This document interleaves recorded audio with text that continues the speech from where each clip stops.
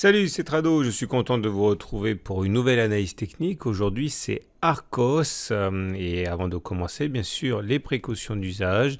Il ne s'agit que d'une analyse technique, il ne s'agit pas d'un conseil financier. Je ne connais pas votre aversion au risque, je ne connais pas votre profil d'investisseur, donc il ne serait pas légitime de ma part de vous inciter à acheter ou à vendre quoi que ce soit. Vous devez avoir une opinion personnelle et cette analyse technique peut ensuite, à titre informatif uniquement, vous donner une vision alternative ou complémentaire. On commence donc par une présentation rapide d'Arcos, connu notamment pour ses tablettes, ses smartphones et également pour ses baladeurs. Alors la dernière nouvelle en date qui explique la chute que certains jugent démesurée, disproportionnée de 10% et qui fait suite à la publication de certains résultats avec notamment un chiffre d'affaires en baisse de 24%.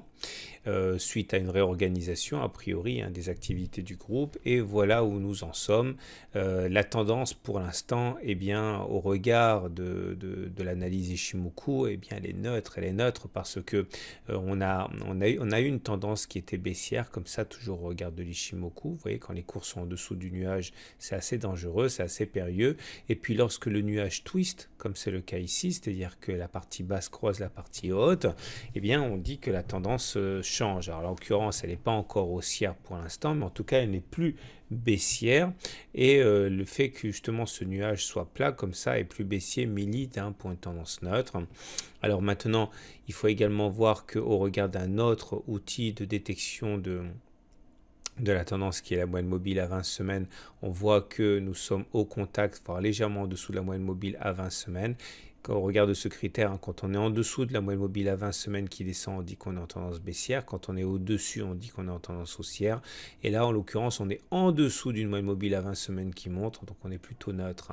Mais globalement, il faut voir qu'on est dans le nuage, au contact de la M20, donc on retiendra qu'en unité de temps hebdomadaire, on est simplement en tendance neutre.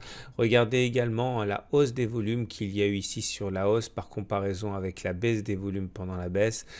Ça montre que ce n'est pas non plus la panique au regard de ce qui a pu se produire, notamment en termes de volume, lorsque les hausses ont été significatives. Il n'y a pas de vente massive, clairement.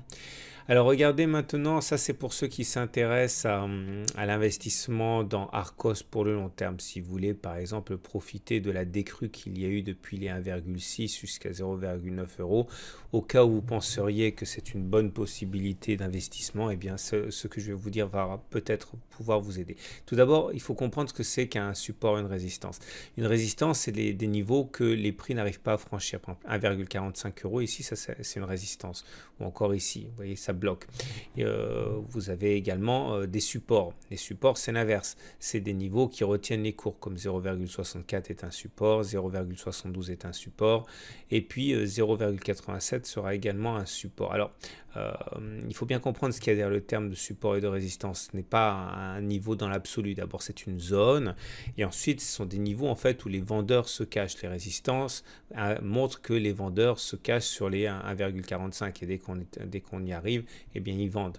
Okay, et inversement, par exemple, les 0,64, ça manifeste le fait qu'il y a des acheteurs sur ces niveaux. Donc, c'est pour ça que ça rebondit. Alors, 0,72 aussi, on a dit. Alors, pourquoi 0,87 pourrait être un support, ou du moins, pourquoi est-ce que ça pourrait être un endroit où les haussiers vont se manifester? Tout simplement parce que ça a été une résistance ici, ou encore là, vous voyez. Et on dit que lorsqu'une résistance est cassée, comme ça a été le cas ici, elle change de polarité, elle devient support. Donc, voilà pourquoi. De la même manière ici, vous voyez, ça a été une résistance.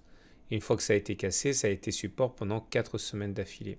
Donc maintenant, les 1 euro sont devenus une résistance et les 0,87 sont un support potentiel. À comprendre encore une fois que ce sont des niveaux où les vendeurs vont se manifester pour 1 euro et où les acheteurs pourraient se manifester pour 0,87 euros. Donc en application à la méthode d'accumulation rationnelle que vous pouvez retrouver sur mon site, l'idée c'est qu'il ne faut pas acheter en un coup, jamais. C'est-à-dire que vous ne savez pas ce qui va se produire. Les cours peuvent monter, baisser, surtout baisser, et vous devez être en mesure de tirer parti d'une évolution défavorable. Clairement, il faut être capable de renforcer sur ces niveaux.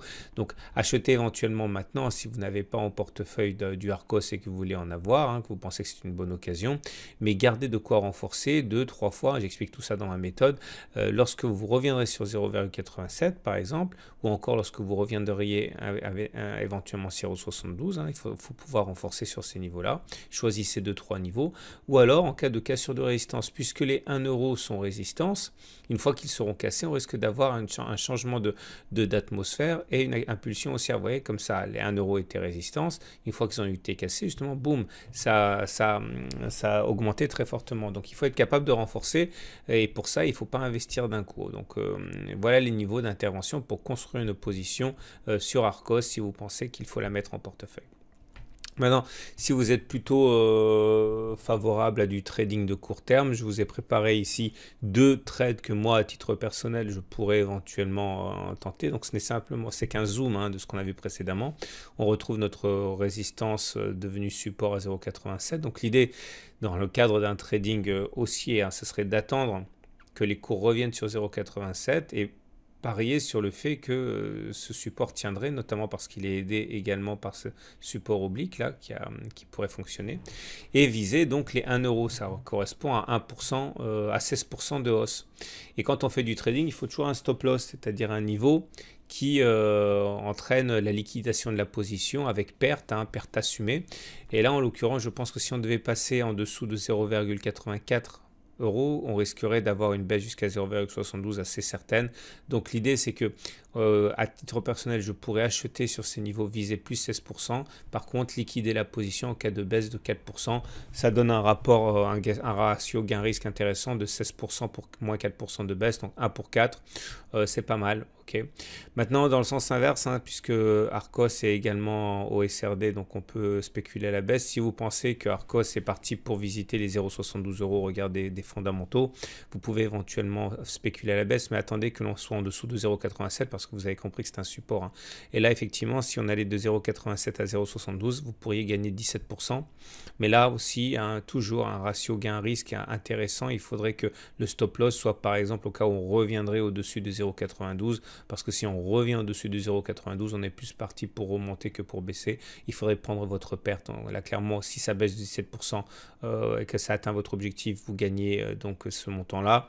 Et par contre, hein, en cas de mauvais trade, vous perdriez 5%. Donc là aussi, on a un ratio gain-risque intéressant de 3 pour 1. Ça pourrait se tenter si vous êtes séduit par cette idée. Voilà ce qu'on pouvait dire pour Arcos. J'espère que ça vous a donné à la fois des idées pour investir et pour trader rationnellement si vous avez envie de le faire sur cette valeur. Et là, il faut vraiment que vous ayez une idée propre, hein, puisque je ne suis pas habilité à vous inciter à faire quoi que ce soit.